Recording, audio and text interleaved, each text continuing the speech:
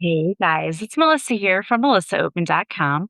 Welcome to another episode of Awaken Your Inner Awesomeness, the weekly podcast devoted to all things spirituality and self improvement. I am so delighted you guys are here with me today. Today, I'm going to be talking about something that plagues all of us from one time or another, and that is overthinking. I've done podcast episodes on this before, but in thinking about what people needed, I really felt a tug on my heartstrings to do a podcast episode about overthinking because it is the thief of all of your joy. And as I said, we're all guilty of overthinking from time to time. And right now, with everything that's going on in the world, it can be easy to give in to fear and anxiety. So, I wanted to give you some tips today for how to bring yourself more to a place of peace, to get out of your head and back into your heart space. And if you've been following me at all, you know this has been a continuing message, really, that the universe has had about us holding the light and staying in peace and being peace for others and being the light for others. That is the best way that we can really help the world out right now. And so today I want to talk about what are some simple things you can do when your brain starts to go into overdrive. I think this is especially a difficult thing for women. Not that men don't experience it, but when we become mothers, and even if you're not a mom, just I feel like it's in our nature to worry about everything because we're always taking care of other people. I guess it's that feminine energy and that instinct. But the reason I said when we become a mother is this. I heard a doctor speaking today who said that when you become a mom, that fight or flight, that hypervigilance stays with you because your job is to protect and take care of your children. And even after your children are grown and gone from the house, we often still end up being in that fight or flight and we're in hypervigilance and we don't seem to come out of that. That just seems to be a role that we take on. And a friend and I were talking about this the other night, how when you go to lay down and go to sleep, you can't shut your brain off because you're thinking about the 50,012 things that you have to do. And it's hard to really relax and to get into a state of calm and peace and deep sleep. And so this explains just our anatomy and our makeup and the roles that we take on. It explains a lot about why we have such a difficult time really getting out of our heads. But today I want to help you and give you some tips for how to combat overthinking, how to go from being in your head space all the time to being more in your heart space and being centered. And so the first thing that you really need to be able to do when you notice that you're in this overthinking, I don't know what you want to call it, it's like a loop, right? A loop. The thoughts just keep coming and coming and coming. Well, you have to disrupt that pattern. And how do we do that? I remember when my kids were little, my son would get so fixated on something. Like if he wanted a cookie and it was mealtime, he would get so fixated on that and he would become upset that I wouldn't let him have a cookie before mealtime. And the only way to get him out of that loop of fixating on that cookie was to disrupt it, to distract him with something else. And so sometimes what that would be for me would be, let's do this art project or let's do something else. Or something entertaining that took his mind off of the thing that I didn't want him to be focusing on anyway. And we kind of have to do that for ourselves. So, what's a distraction for you? What can you easily go to that takes your brain out of that loop? And it might be, oh, I have this book that I'm reading and it's such a good book and that entertains me for a while. It might be a song that I listen to. It might be that I need to go write in my journal. I might need to go listen to a podcast or something that helps me. But a distraction is always good to take you out of that loop. And what I like to do is I have a list of things that I can easily go to that I know are gonna be good distractions for me. So I keep a list in my journal of all of the things that I really enjoy doing that, they're good things for me to do instead of doing something that I should not be doing. like worrying or something else. So keep a list. Sit down and really spend a minute thinking to yourself, what are some things that I do that are my go to that help me to distract myself from that overthinking?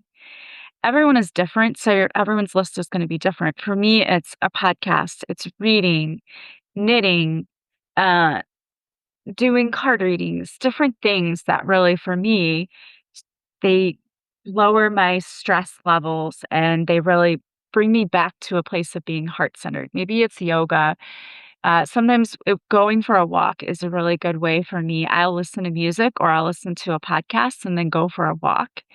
And what I find is that when I'm walking, I'm able to really clear my head. And oftentimes, the thing that I'm worried about, I might find solutions come to me when I'm able to go for a walk and really just think about it. But that brings up another thing. You can't ignore what's happening or what's causing you the worry. So why not just schedule a time and say, okay, I'm going to take 15 or 20 minutes and I'm going to sit down with this and I'm going to allow myself to feel the fear and the worry that it's causing me because it's coming up for you for a reason. There's some sort of trigger there. You are feeling that worry. It's deeper than what you probably think it is. So sit down with it. Just allow yourself. There's a card in one of my card decks that I really like, and it says invite your fears to tea. And the point of the card and what it essentially says is sit down with your fears, invite your fears to tea. And what it really means is don't ignore them or push them down because they don't go anywhere. And your body always keeps the score, right? They're still gonna be there. Why not address it? Why not just sit down and face that? I know it's uncomfortable sometimes to really feel our feelings, but we have to because again, they don't go anywhere. So why not schedule 15 or 20 minutes and sit down and really think about, okay, what is this that I can't get off my mind? Why is it worrying me? And the biggest question to ask yourself is this something that I can control? Because a lot of times we spend so much of our energy and our time worrying about things we have absolutely no control over. That's the first thing. Do I even have control over this? I don't? Then why am I giving it so much of my time and energy? That's number one. The second thing is this going to matter in 5 days, 5 months, 5 years from now? Will it even matter? The other, I think, interesting thing is that we spend a lot of our time worrying about small things that in the end don't mean anything. It takes up so much of our time. And when we really think about it, if we sat down and thought about it, we'd realize that a lot of the time we spend is just wasted energy on things that really don't matter. This it's not going to matter tomorrow. It didn't matter 5 months from now. And I used to be one of those people that don't sweat the small stuff. I sweat every little small detail. And all you really do is you're putting yourself in a mental prison. There's no reason for you to do that to yourself. So try to think about whether or not this is something really significant or important. Is it going to matter in 5 days, 5 weeks, or 5 months from now? And if it isn't, try to let it go. And even again, in that ceremony where you sit down and you honor your fears and you say, okay, I am really worried about this and I don't know why, or I don't know what this is about, but I'm going to give it to the universe and I'm going to let it go. I'm going to be okay with the fact that I don't have control over this and I'm going to let it go because there's something symbolic, about that. Maybe write down that fear on a piece of paper and burn it. Do it safely, but burning it and saying, okay, this is out of my hands. I'm not going to give it one more second of my time or my energy. And I think that's such an amazing thing. And of course, one of the most powerful tools that we have is just taking time out and taking breaths, right? And checking in with ourselves. Like, how do I feel right now? What's going on in my own body right now? And just taking that time to really be with yourself and to decide, how am I feeling? Is this something that's really bothering me? Maybe taking time to journal it. I find that some of my best insights come from when I sit down and I just write. Yeah, I ended up writing 2 books, and when I sat down, I didn't sit down to write a book. I sat down to try to clear my own head and to rid myself of these thoughts that kept plaguing me. And what I found was that I gained a lot of insight, and that's why it became a book because I thought, "Okay, other people might gain insight from this too," because I know I did. I gained a lot from just sitting down and writing and sitting with my thoughts. And so journaling sometimes is a great way to accidentally stumble upon some insight. And one of the things that you can do, and if you don't do it already, I really highly suggest you do, is to do some automatic writing. This is something that I think is so incredibly helpful and healing, and it's easy to do. So, what I do when I do automatic writing, first of all, I do like a little grounding exercise before I start because we walk in with energy like over here, over here, over here. It's just all over the place. So ground your energy first. And you can do that by simply closing your eyes, setting the intention that you're clearing your space, you're clearing your energy, doing some breath work. So breathing in for the count of 4 or 5, and then breathing out for a count of 4 or 5, planting your feet firmly on the ground. You could do a guided meditation. I will sometimes burn some white sage or Palo Santo and around the space where I'm working.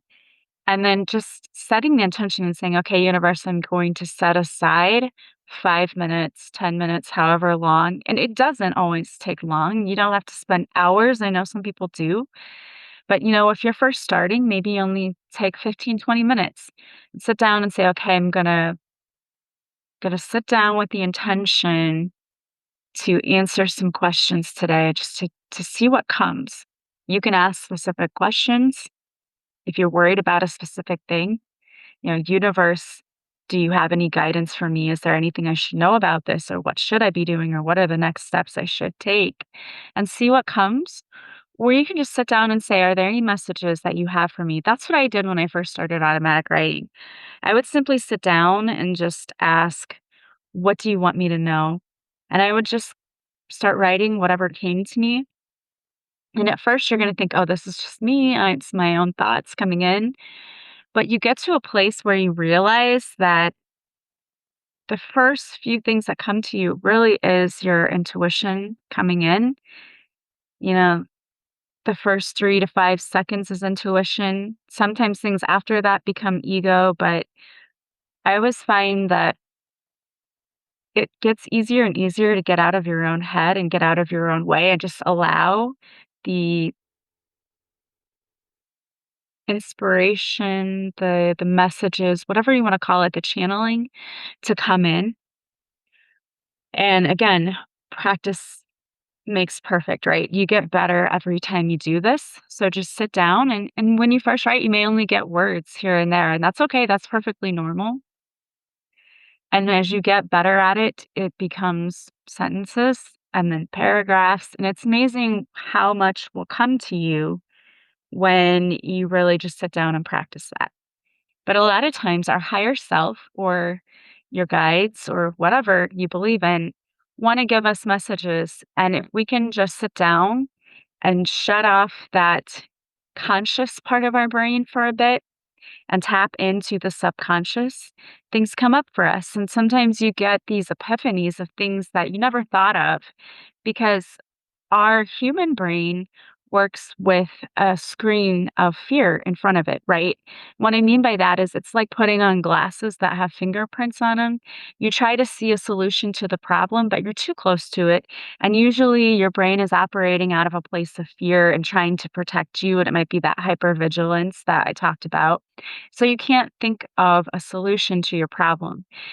Why do you think so many people say that they'll have a dream and when they wake up from their dream, they just have this solution like, oh, I know what I need to do now?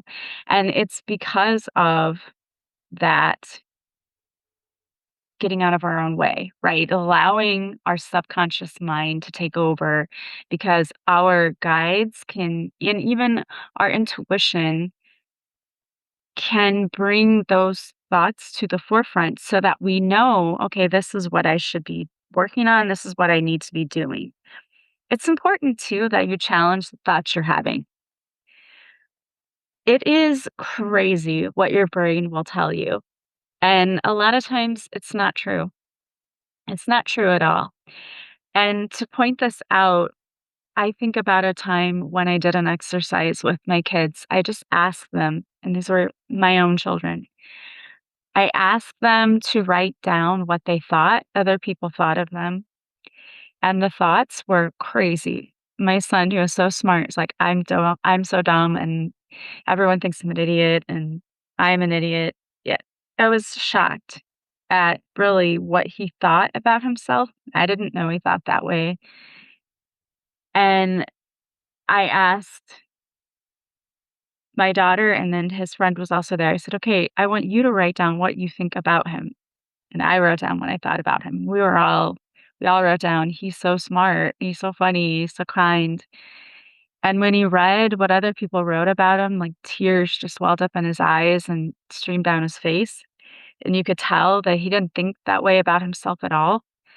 And we're the same way. We're so much harder on ourselves than anybody else could ever be. If you feel brave enough, I know it's taking a risk and it's being vulnerable and it's putting yourself out there. But if you ever want to know, just ask people, what do you think about me? What are my good qualities? What do you think my good qualities are? And you will be amazed at the way that other people see you that you could never have possibly seen yourself. And I'm going to shout out a few of my listeners here because I know there's a few people who listen that immediately they come to mind when I think about this. I'm going to shout out Shauna and Christy and Ginger because those 3 are listeners who used to be a part of my Patreon group. And we had some other great members too, Amina, in our Patreon group, and they were wonderful people. But the funny thing is we no longer have the Patreon group because I just didn't have time to run it. We would meet once a week and everyone would just share whatever was going on in their lives, and we would just kind of hash it out and come up with some activities to do to work through whatever people were going through. And they were so kind to one another and supportive. And long after I stopped that group, they still reach out. Everyone's connected on Facebook, and if someone's having a rough day, they are the first ones to go to those people's pages and to comment and to hold them up and say, "You're wonderful. You've got this. Don't worry about it." And I think that each of those women individually, if I ask them to write about themselves, would not be as kind to themselves as everyone else is. I think that they're very modest, and I think each of those women would say, like, "Well, I have all these faults." They would the first thing they would say is all of the things that they don't do well. And each one of those women are amazing in their own ways. Ginger is, like, the best writer. Like, she makes my writing look like crap, she's just amazing and doesn't believe it. And Shauna is just so compassionate about what's going on right now in the world and being kind and spreading kindness, and she reminds me of that daily. And Christy too is always there for everyone and for her family, and she is just the strongest person. And yet none of those women would be the type that would say about themselves. I know that because being in that group and just working with them, they were all so modest. Challenge your thoughts. Okay, if your thoughts are telling you you're not good enough, you don't have enough, you're not this or that, challenge that because I 100% believe that those thoughts are false. Challenge the way that you're thinking and ask yourself, is this based at all in any kind of reality? And if you need proof of that, ask your friends, what are your best qualities? What do they think about you? And I would bet money that those statements will counteract what you've thought about yourself. And that is why being kind to yourself and having self compassion is so incredibly important because we are harder on ourselves than anyone else could ever be. So try to do those things and remember that when life gets overwhelming, and it does sometimes, because sometimes we just are in information overload all the time. Know that it's okay to take a break. It's okay to rest. You're not lazy, and there's nothing wrong with you taking a rest. We need that from time to time. You don't have to always be productive or doing something. Life is not about that. It's okay to know when you need to step back and to take a break. Those breathing exercises are great. Doing meditation is great. All of that is so needed. Be kind to yourself, okay? No one else thinks all of those bad things about you. So have compassion for yourself. You don't have to be perfect. You don't have to have all of the answers. You don't have to be and do and think everything. You don't have to be everything to everyone, okay? We need to let go of that. Now, I wanted to pull some cards to kind of give you a reading just to help you give you some messages for the upcoming week. And today I used a card deck that I don't really normally use. And I wanted to see what would come out. And the deck that I used today, it is I used a couple, but the one that I used first that came out is from this Sacred Creators deck. And it says, overthinking can spoil the magic. And I love that because it's true. And I said that overthinking robs us of our joy, right? It kills the magic in life. It's not supposed to be this much struggle. And the next card that came out is you are the light. And you are. So there are a couple of cards in this that came out about being the light. And again, I think that's just the continuous message is we can't control what's happening in the world around us. And it's scary looking right now. But you can control yourself and your own thoughts. And if you need to take a break from it all, it's okay. And it doesn't mean you don't care. But you can't be a help if you are drained and overwhelmed and all the things. So some of the other cards that came out, and this is from another deck that I pulled, is miracles are seen in light. Only you can deprive yourself of anything. Do not oppose this realization, for it is truly the beginning of the dawn of light. So don't deprive yourself of the good things in life. You deserve them. And then we have, I could see peace instead of this. Nothing real can be threatened. Nothing unreal exists. Herein lies the peace of God. We can choose to see all the horrible things going on. And not that you want to turn a blind eye to it, but is focusing on it 100% of the day helping you? Because if it's not, yes, there are people who are on the front lines and who are helping out and protesting and all of that, and that's wonderful. There are other ways that you can be a helper, and one of them is by keeping yourself in peace and being a light and holding that for others. You have, I am among the ministers of God. It cannot be that it is hard to do the task that Christ appointed you to do, since it is He who does it. And I really think in this one, what this is meaning, as we have so many beings around us who want to help us, whether, whatever your beliefs are, whether you call them guides, angels, both, people that are around you, your ancestors, there are beings around who want to help us. And we just have to be open to the help that comes in. And we have God's voice speaks to me all through the day. The part of your mind in which truth abides is in constant communication with God, whether you are aware of it or not. And this is allowing that guidance to come in, right? Trying to work past your conscious mind and into your subconscious in order to allow your intuition to come forward and to speak its truth. And your next card is there is nothing my holiness cannot do. Your holiness reverses all the laws of the world. It is beyond every restriction of time, space, distance, and limits of any kind. You are worthy just because you are. I think this speaks back to thinking ill of yourself. Has anybody ever told you before that God doesn't make junk? I've heard people say that, tell children that, but it's true.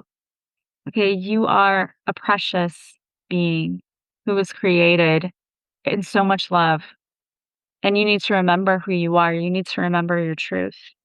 And we have, I am not a victim of the world I see. What is forgiveness? Forgiveness recognizes what you thought your brother did, but has not occurred. So many times we're offended by people, and maybe people do things that hurt us. Maybe it's intentional, maybe it's not. But forgiveness is so important because it really isn't about the other person at all. It's about letting go of those emotions that keep you stuck and that are so heavy. And those emotions can make you physically sick. So it's time to forgive what needs to be forgiven, maybe even yourself, and let it go. I also wanted to pull some cards from the Healing with the Angels deck by Doreen Virtue. And the first one that came out is playfulness. This is all about being in love with your life again and looking at life from the eyes of a child. Remember how it felt when you were a child on the last day of school, when summer break came and you got to run out of school. And I know at our school we had a picnic, a carnival on the last day, and that was the best time, is just getting to go ride the rides. We got hot dog tickets, soda tickets, and just getting to be with friends. How would life feel if you did things that made you feel like you did when you were a kid? It's time to tap into that energy. You have answered prayers. So for some of you, whatever it is you've been worrying about, praying about, the answers are coming in. May not look the way you thought it did, but the universe is asking you to trust what you're seeing, what you're being given, because it is coming in for you and it's going to bring about harmony and celebration. You're going to have so much to be celebrating, and it's going to bring in so much balance for you, which I think so many of you have needed. And for some of you, you have new love. And I'm taking this in two ways. The first is that, yes, you may have a new love coming into your life. But for some of you who already have love in your life, this is about falling in love with your life again. The love that enters is going to be you falling in love with the way that life feels again. Because it feels like for a lot of you, you haven't been in love with life in a long time. And the universe wants you to do things that make you feel in love with yourself and with life again. For others, this is a true love coming in for you. This is your answered prayer. It's coming in again. Keep an open mind, but you have beautiful things coming in. And when we overthink, we rob ourselves of all of that beauty. So it's time for you to stop allowing fear to take over and to cause you to miss out on the joy that is this world, this life. If it isn't joyful for you, you need to do something, take steps to bring back some of that joyfulness. That's what's missing in your life. Everyone is worthy and deserving of joy, and it's up to us. That's an inside job, right? Happiness is an inside job. So do what you need to do to fall in love with life again. Put yourself out there, be willing to take risks. All right. And I hope that that resonated with you. I would like to ask you, if you are grieving or know someone who has, going through a tough time right now, pick up a copy of my book, Beautiful Morning, A Guide to Life After Loss. It's available on Amazon, Barnes& Noble, Goodreads, and it's also available on audiobook at audiobooks.com or Spotify. If you have purchased my book and you like it, please leave me a review. That helps get my word out there, which I so appreciate. If you want to book a reading with me, I do readings, I do healing sessions, and I do coaching sessions. You can find all of that on my website, melissaoatman.com. You can purchase a session there and then email me. My email is on my website to schedule your session. I do all of my sessions over Zoom, and I would love to work with you. I want to thank you for listening. As always, if you like this podcast, please subscribe. Please leave a positive review from wherever you're listening. I truly, truly appreciate all of you that have done that for me. Thank you so very much. And if you really like this podcast, please share it. That is the best thing you can do to help me because getting the word out helps me to find people who might actually need to hear these messages. I'm sending you guys so much love and light. I hope you have an amazing week, keeping the badasses that I know you are, and I will talk to you soon. Bye, guys.